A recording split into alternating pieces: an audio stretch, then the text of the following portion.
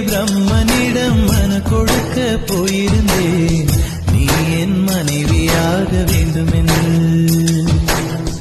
ஆண்டு பல காத்திருக்க வேண்டும் என்று அவன் சொன்னான், ஆயுள் வரை காத்திருப்பேன் என்று நானும் சொல்லி வந்தேன். என் ஆசை நிறை